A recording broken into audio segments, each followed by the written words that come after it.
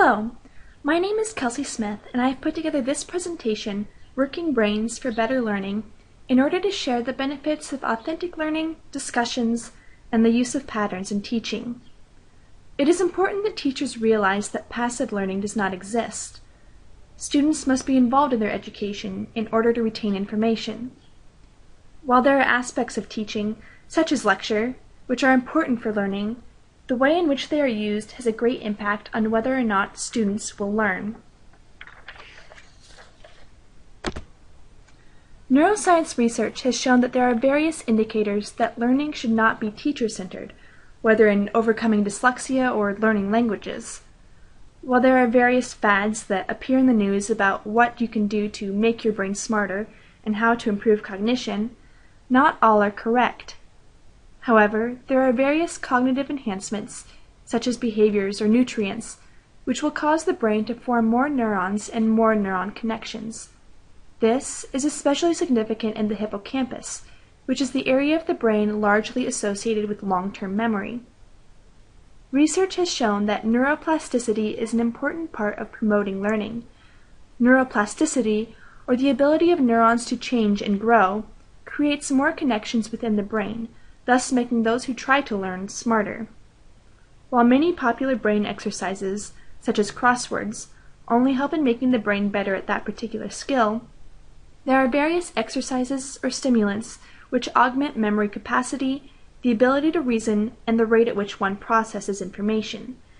It may seem popular to throw a variety of different subjects and different tasks at students, but this can slow down their learning as their brain tries to focus on a variety of different processes instead of paying attention to one. Learning only occurs when information is retained, meaning that information must be provided to students in a variety of ways that make them think, not cram, in order to form the neural networks necessary to maintain and reuse that material. In this presentation, we will look at how authentic learning, discussions, and patterns can aid in creating these neural networks and making teaching more effective. Learning should occur in a way in which students are connected to the world, not in which they are passively drilled with information. And students need to be responsible for their education. Through authentic learning and authentic assessment, students and others can see their progress and their achievements and feel proud of their success. Activities such as Palestine, the Game, in which students act as journalists in the Israel-Palestine conflict, or Model United Nations, where students represent different countries and debate and decide on important global proposals, allow students to be more involved in real-world scenarios and collaborate in order to gain a more concrete understanding of the subject.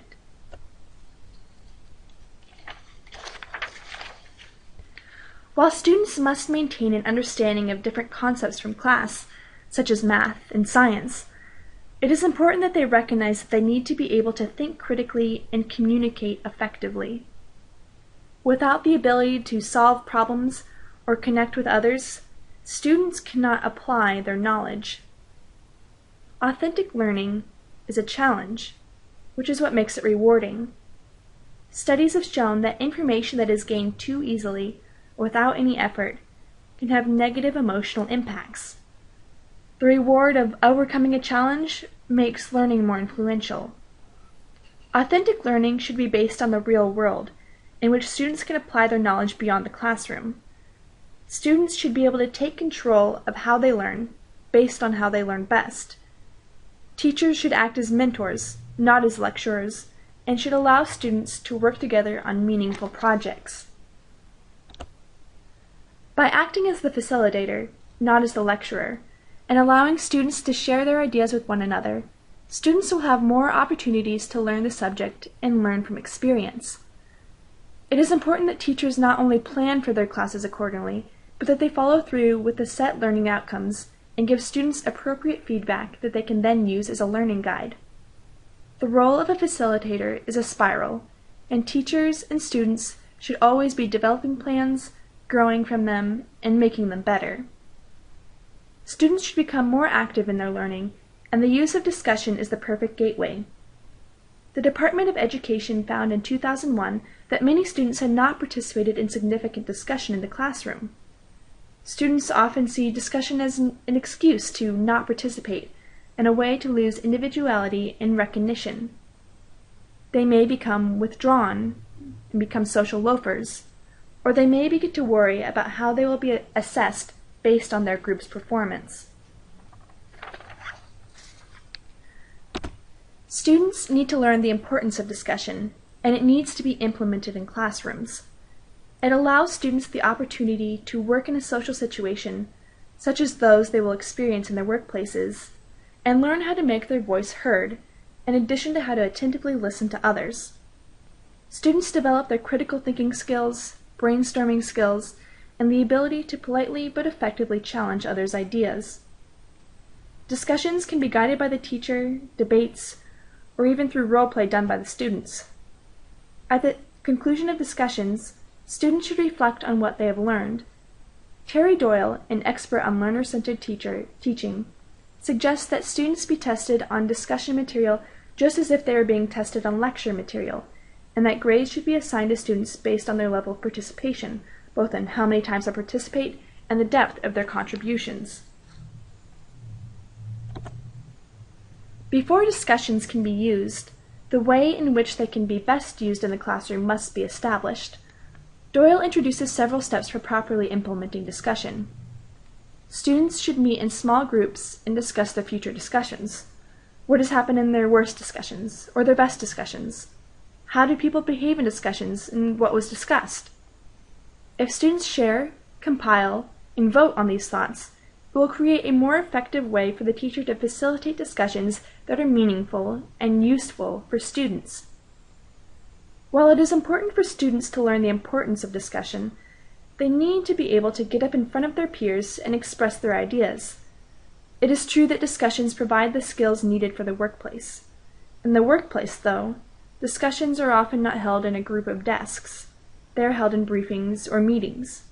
Students should develop the skills they need to get up in front of their peers and clearly express their opinions and thoughts. Patterns exist in varying fashions in our day-to-day lives and can be an effective way for students to organize and understand information. Patterns have already been shown through research to be a means of making connections in the brain and are useful tools for teaching and learning. In the past, learning has occurred linearly, with progressions from one subject to the next. However, students should be taught to recognize and use their own patterns in their learning. Many students either don't use patterns or only use what teachers give them. Others can use methods such as note cards or outlines. Students should be given the skills to create and use the patterns which work best for them, thereby increasing their learning through a method which works best for them, such as comparison methods to remember information, whether in finding similarities and differences between objects or looking at cause and effect. For example, students can organize their knowledge hierarchically, alphabetize it, or organize it in note cards or outlines. Terry Doyle gives several examples of how to help students recognize patterns. The brain likes to chunk information and categorize it so that it makes sense.